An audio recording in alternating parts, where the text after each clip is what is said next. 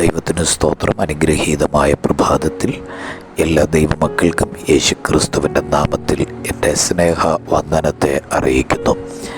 സംഖ്യാപുസ്തകം 23-ാം അധ്യായം 8-ാം വാക്യം. ദൈവം ശപിക്കാത്തവനെ ഞാൻ എങ്ങനെ ശപിക്കും? യഹോവ പ്രാകാത്തവനെ ഞാൻ എങ്ങനെ പ്രാകും? ജാതീയ പ്രവാചകനായി ദേശത്തിൻ്റെ മധ്യത്തിൽ ശക്തിയോടുകൂടെ നിലനിന്ന ഒരു മനുഷ്യനായിരുന്നു ബിലെയാം. ബിലെയാം ആരെയെങ്കിലും ശപിച്ചാൽ അവൻ ശപിക്കപ്പെടുകയും ബിലെയാം ആരെയെങ്കിലും അനുഗ്രഹിച്ചാൽ അവൻ അനുഗ്രഹിക്കപ്പെടുകയും ചെയ്യുന്നു എന്ന ഒരു ഖ്യാതി ദേശത്തിൽ ഉയർന്നപ്പോൾ ബാലാക്ക് ബിലെയാമിനെ തിരഞ്ഞെടുത്ത് വിളിച്ചു കൊണ്ടുവന്ന് ഇസ്രായേൽ ജനത്തെ ശപിക്കുവാൻ കൊണ്ടു നിർത്തി. എന്നാൽ ശപിക്കുവാൻ നിൽക്കുന്ന ബിലെയാം ബാലാക്കിനോട് പറയുന്ന ഒരു വാക്കാണ്, ദൈവം ശപിക്കാത്തവനെ ഞാൻ എങ്ങനെ ശപിക്കും? യഹോവ പ്രാകാത്തവനെ ഞാൻ എങ്ങനെ പ്രാകും?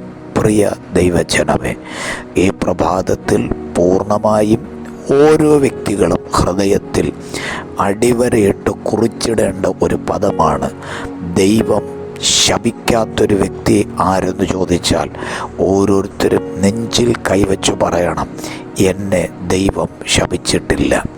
ദൈവം പ്രാകാത്ത വ്യക്തി ആരാണ് എന്ന് ചോദിച്ചാൽ അത് ഓരോരുത്തരും സധൈര്യം പറയണം, എന്നെ ദൈവം പ്രാകുന്നില്ല.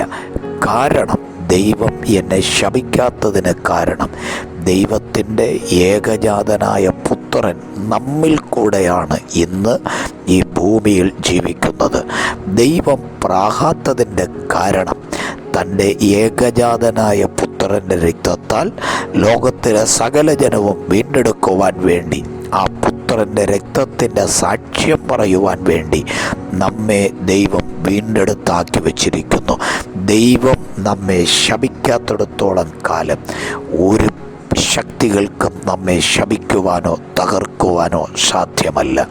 ദൈവം നമ്മെ പ്രാകാത്തിടത്തോളം കാലം ലോകത്തിലെ ആർക്കും നമ്മെ പ്രാകി തോൽപ്പിക്കുവാൻ സാധ്യമല്ല. ശാപം ദേശത്തിലുണ്ട്.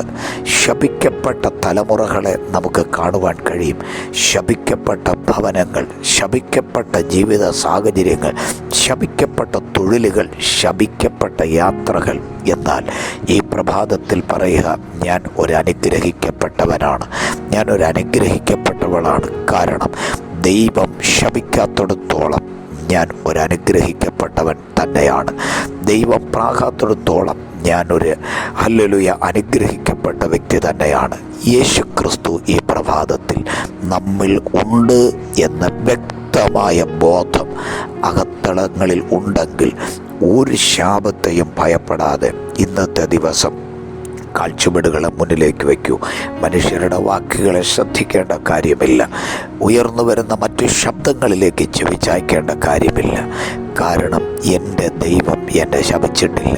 അയൽക്കാരോ ഏറ്റവും പ്രിയപ്പെട്ടവരോ ആരെങ്കിലും ശപിക്കുന്നു എന്ന് നിങ്ങൾക്ക് തോന്നിയാൽ പറയുക, ദൈവം എന്നെ ശപിക്കാത്തിടത്തോളം ആർക്കും എന്നെ ശപിക്കുവാൻ കഴിയുകയില്ല. കണ്ണുകളെ അടയ്ക്കാം, പ്രാർത്ഥിക്കാം. പരിശുദ്ധ ദൈവമേ, സ്വർഗസ്ഥ പിതാവേ, തിരുസന്നിധിയിലേക്ക് ഞങ്ങൾ വരുന്നു.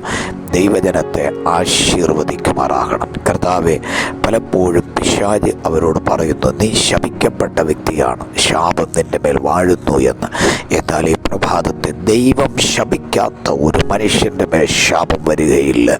ആയതിനാൽ കർത്താവ് തൻ്റെ രക്തത്താൽ ഞങ്ങളെ വീണ്ടെടുത്തതുകൊണ്ട് സ്വപുത്രൻ്റെ രക്തത്താലുള്ള വീണ്ടെടുപ്പിനെ കാണുന്ന ദൈവം ഞങ്ങളെ ശപിക്കാതെ ഇന്നും ചേർത്ത് നിർത്തുന്നതിനായി സ്തോത്രം ചെയ്യുകയാണ്. ഞങ്ങളിൽ കൂടെ യേശുക്രിസ്തുവിനെ ലോകം കാണുവാൻ സ്വർഗത്തിലെ ദൈവം ഞങ്ങളെ ആക്കി വച്ചിരിക്കുമ്പോൾ ആ ദൗത്യം തിരിച്ചറിഞ്ഞ് കാഴ്ചപ്പാടുകളെ മുന്നിലേക്ക് വയ്ക്കുവാൻ ഓരോരുത്തർക്കും കൃപയരുളും.